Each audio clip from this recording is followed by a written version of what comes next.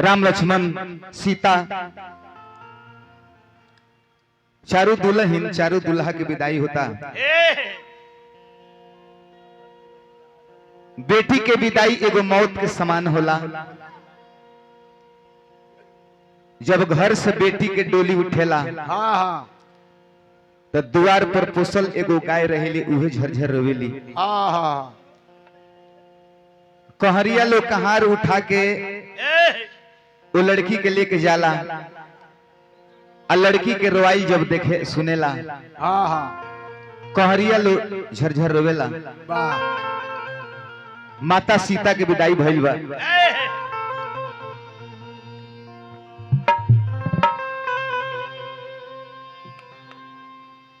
सखी लोग सीता जी के विदाई करे खातिर जाता अगावता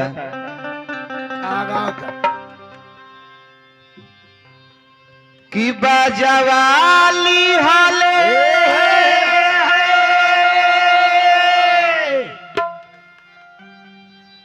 हर बजनिया ए लोगावा डोलिया लिहल कहार।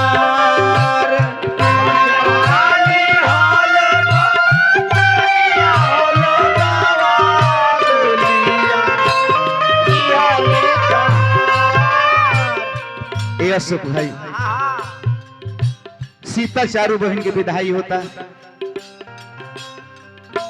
सखी लोग पीछे पीछे जाता, आंख से झरझर लोर गिरता। अवधेश बाबा बजवाली हाल बजनिया लोगावा डोलिया लिहल कहार।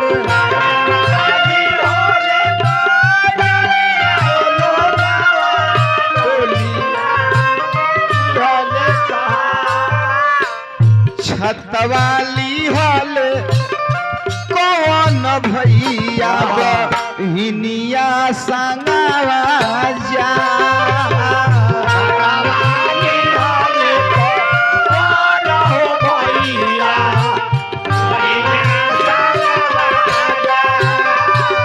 छतवाली हल लक्ष्मी निधि भैया बहिनिया संगवा जा।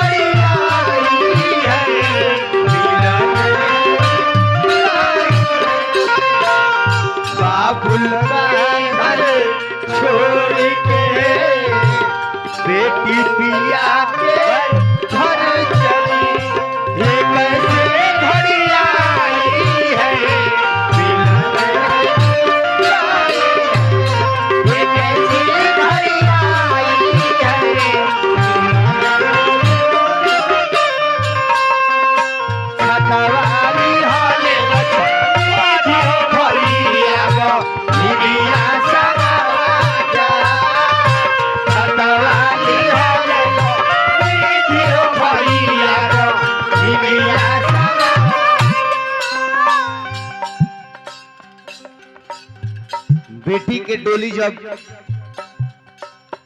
गांव से बहरी जाला, जब कुछ दूर चल जाला नु तब बहन देखेली कि गांव नगर के लोग केहू हमरा पीछे पीछे नहीं खे आवत। हमार भाई पीछे पीछे आवत रे। सीता मैया के विदाई में सवेर के बेरा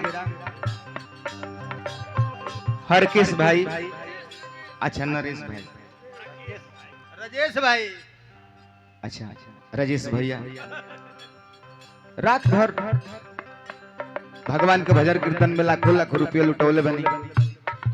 सीतो जी की विदाई में दहनी विश्वकर्मा भगवान की कृपा बन रहो। देखी तो बहन अपना भाई के समझावेली कहली कि हे भाई ए भाई लवटी जाहू भैया हमार लौटी जाहू भैया हमार। अरे भैया सभे लोग तो गांव नगर के केहू नहीं घे आवत आ तू काहे छाता लेके पीछे पीछे आवत रह लवटी जाहू भैया हमार लौटी जाहू भैया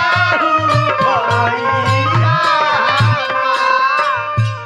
तब भाई अपना बहन के समझावे ले कहली कि ये बहन अच्छा ही बताओ गांव नगर के तो केहू लोग नहीं खे लेकिन हम तहरा के छोड़ के केंगे चल जाई कैसे जाई बहिना हमार कैसे जाई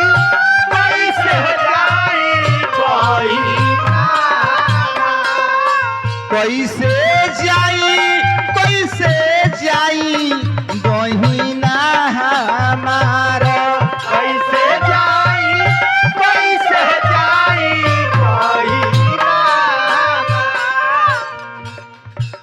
तो बहिन कहली कि भाईजान तरह के काहे खातिर भेजो तनी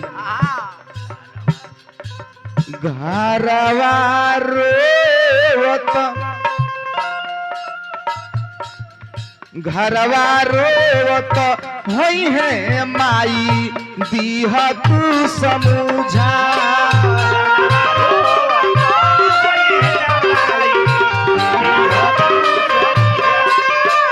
घरवा रोवत होई है माई दीह तू समझा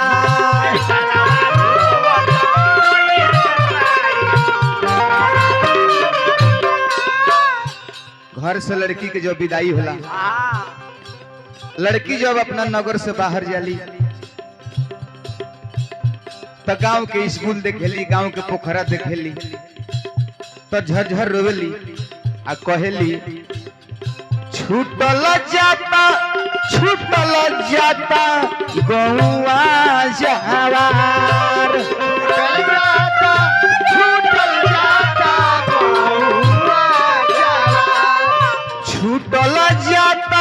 छूटल जाता गौआ जवार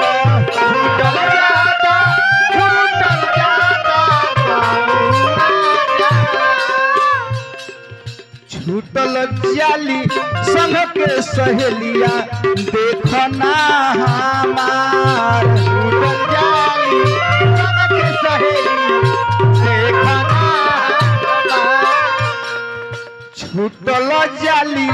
छूटल जाली सखिया हमार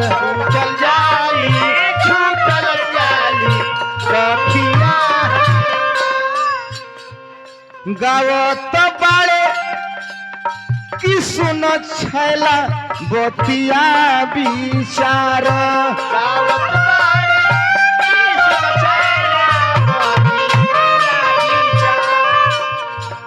गावत बाड़े कि सुन छैला बतिया विचार